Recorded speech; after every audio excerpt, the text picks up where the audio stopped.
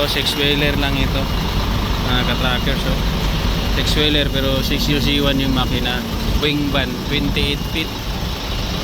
Yan, maganda yung chassis nito,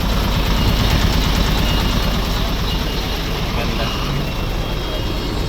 Yan,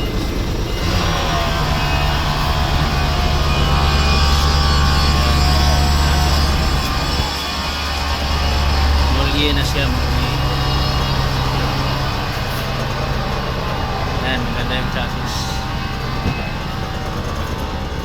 Yan, baka gusto nyo to guys. Ayan, wing van 6-wheeler, 6UC1 engine. Ayan, pouring kahoy pa. Yan, original from Japan, kahoy.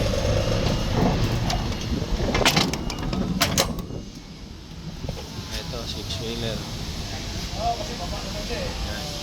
Mga 20 tons nito guys, kaya niyang ano yun, 20 tons.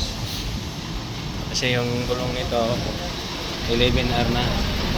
Ayan, 11R, malaki na yung axle niya, kamuli na. Ayan. Ayan, 6UC1 bumper light na, new piece.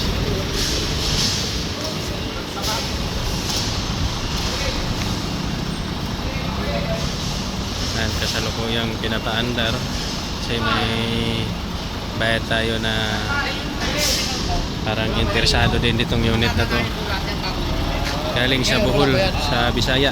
Lahat ng kulang yan, sir? Lahat naman naman. Bumper light. Yan, napakaganda guys. Yan.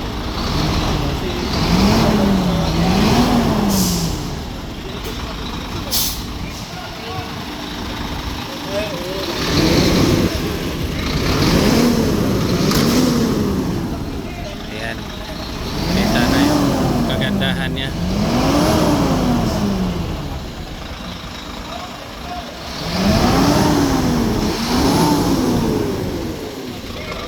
Buyer from Bohol,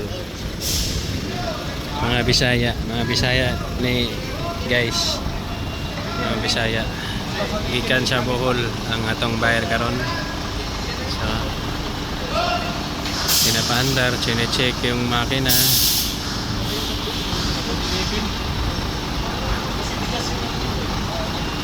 Ayan, 10 holes na siya, 10 holes. Ayan. Ha? 2011. Hindi, sa Japan yan, 2011. Ah, ina-upgrade na nila yan eh. I-upgrade nila ng 2023 yan.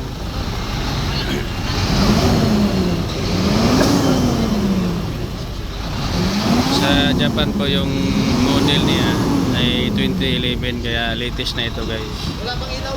So,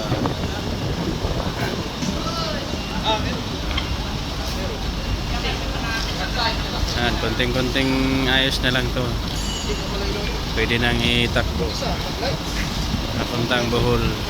Pagkanahin din yan. Kanahin mo yung pag-light nyo. Kulang pa isang ball mirror.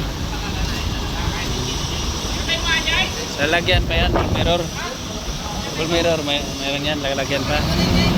That one that is minor boss. Palitan ng windshield? Hindi, yung ball mirror. Yung bilog ba? Mating.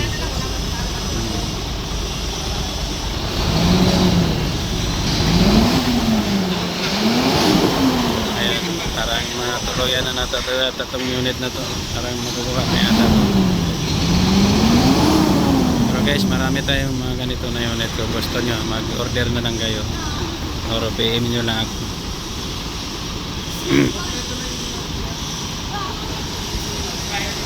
So yun lang guys. Pagka may kailangan kayo mga unit guys, PM nyo lang ako. Tapos huwag nyong kalimutan i-subscribe para lagi kayong updated sa mga videos na ina-upload ko. Dito lang to sa Subic yung location. Ayan guys. Dito.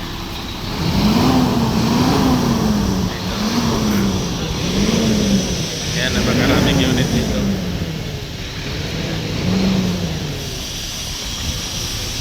Ayan, may mga dump truck din dito na forward. Ayan. Ayan, marami po dito. Mamimili na lang po kayo guys. PM nyo lang ako kung may kailangan kayo mga unit.